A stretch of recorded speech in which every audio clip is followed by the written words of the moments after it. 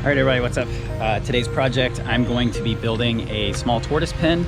This is really simple. It's basically go buy a bunch of deck boards from Home Depot, screw them all together, and you have a tortoise pen. So what I'm gonna be doing is kind of assembling this, and we're gonna put a small sulcata in here. Once he outgrows this, we can move something smaller in here, or it does have the ability to add an extra row of deck boards, and it can stay in here as it does increase in size. But this is how I build tortoise pens. It's very simple, very rudimentary. I'm not a carpenter, so it may not be fantastic, but it does work.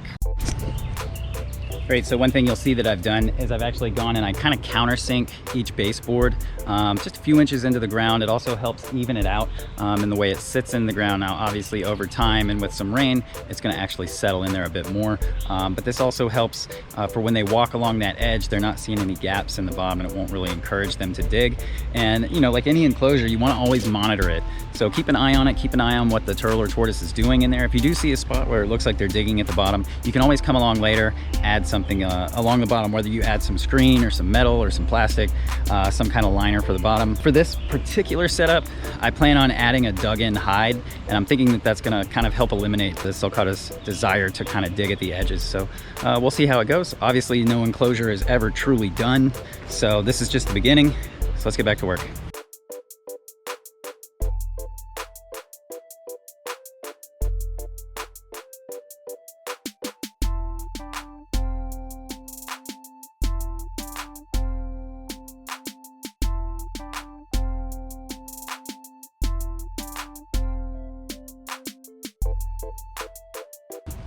All right, so one of the first real challenges for this is we're not lining up level here because the ground slopes down, and because over here we have this root. So I'm gonna have to excavate all of this through here, and then we may have to cut through this root to make it even so that it goes down there and joins up fine all the way over there. So this will be the first, honestly, really hard part. Most of it has been just simply kind of excavating, laying the boards in, you know, screwing them with these posts, and just kind of putting it all together. It all is pretty straightforward for the most part. So every time something's easy, you end up with something hard. So it just makes it more fun.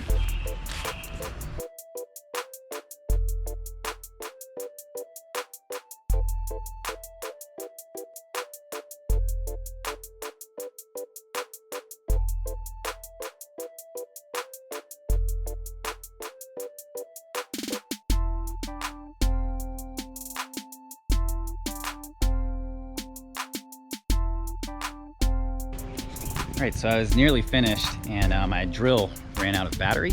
So one thing I'm gonna work on is something that I really wanted to do for this small Sulcata tortoise, and that was take this piece of corrugated plastic, and we're gonna actually bury it in the ground at kind of an angle, and this will make sort of a fake little burrow for this guy to use. I wanna do it on the higher side because I want the water to drain away from it and not into it. So we're gonna do it on the highest end of this enclosure.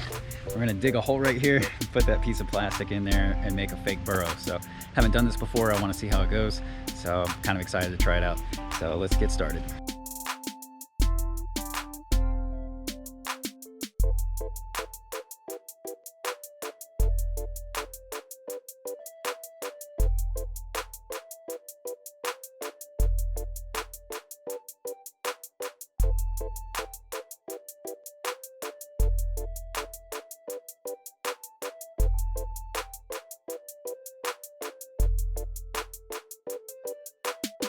Okay, after a lot of digging and messing with roots, this thing is finally countersunk, and I'm gonna go in and fill around the dirt and fill some dirt inside there, and this should make a pretty nice little tortoise burrow. Sorry, I'm not gonna time lapse you guys to death. I'm just gonna kind of finish this. But yeah, first time making one of these, so I'm pretty stoked. So here is the finished burrow. What I did is I just kind of put it in at an angle. The tortoise can actually go down inside here, hide out safely, and then I covered it in some of the extra grass from when I was countersinking these boards. So we're gonna water the grass before this is all done, and hopefully it'll set and stay on top of that. And then hopefully this guy will use this burrow, and it'll kind of keep him from having the desire to start digging in other areas, especially if it has a nice burrow to use. It's on the higher end of this enclosure, so everything kind of slopes down that way. But having this higher end with the burrow keeps it high and dry and doesn't flood with water, because water actually comes downhill this way. So it'll, even if it comes through the enclosure, it's gonna wash this way and not into the entrance.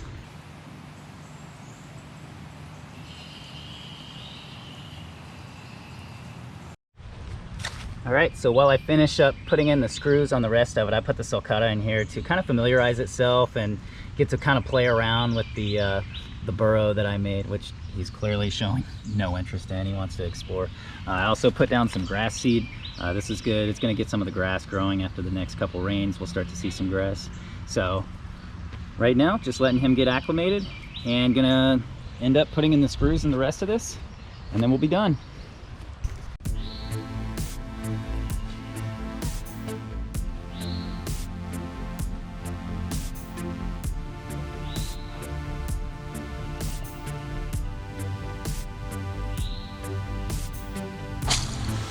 All right, so right now the enclosure is done. Everything is screwed together. I've gone and I've kind of started to backfill along the edges where I dug. And right now I'm taking some water. I'm gonna spray kind of the grass and everything that I placed on top of the burrow, some of the grass seed that I laid down. And then over in the corner where it was a little bit uneven, I backfilled it with some extra dirt that I had. And so this water is just gonna kind of anchor that down. And that's pretty much it. So nice big spacious enclosure for this small Sulcata tortoise and any other small ones that may come. This will give them like a nice spacious kind of area to graze and hang out. The thing that I'm the most excited about is this burrow, because, you know, knowing it's a burrowing species, I didn't want to end up trying to fight that behavior. Most people that have sulcatas will tell you like, oh, all they're gonna do is dig, and they're gonna dig and dig. And so instead of trying to fight with the behavior these guys have done for millions of years, I would like to kind of encourage it, or at least direct it into a certain area, kind of use that behavior to my advantage by having him have a hide, and then this being supported by this corrugated plastic, he can dig it even farther if he chooses to, and then this way he can get that energy out and that digging that they want to do, and then I don't have to worry about him, you know, digging and working at edges. This is a 16 by 16 enclosure. These are all 8-foot long deck boards, pressure treated. And I just, you know, go through, make posts, screw them together. And if I ever need to change it or move it, it's really easy. Just take all the screws out. Works really well. Right next to the Asian tortoise enclosure. And that one I'll probably be expanding soon. It'll be the same thing. Just using these deck boards, really easy to get at Home Depot. All of these together cost me about $100. Price of wood may go up, may go down, but that's about what you're looking to spend. But I think for $100, this is pretty good, man. I like the amount of space he has. He has like a tree for some shade, different types of weeds and grasses.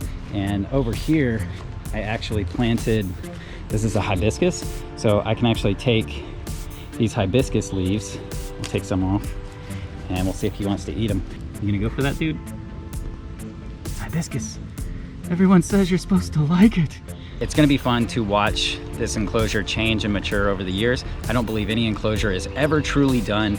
I think that the best way to do this is to create your enclosures for your animals based on their biology and based on their natural history, and then watch them. Watch how they interact with it. Watch how they interact with it, not only in the first couple weeks, but further through the first year, to see how they behave in the different seasons, where they prefer to be throughout the year, and then make those changes as time goes by.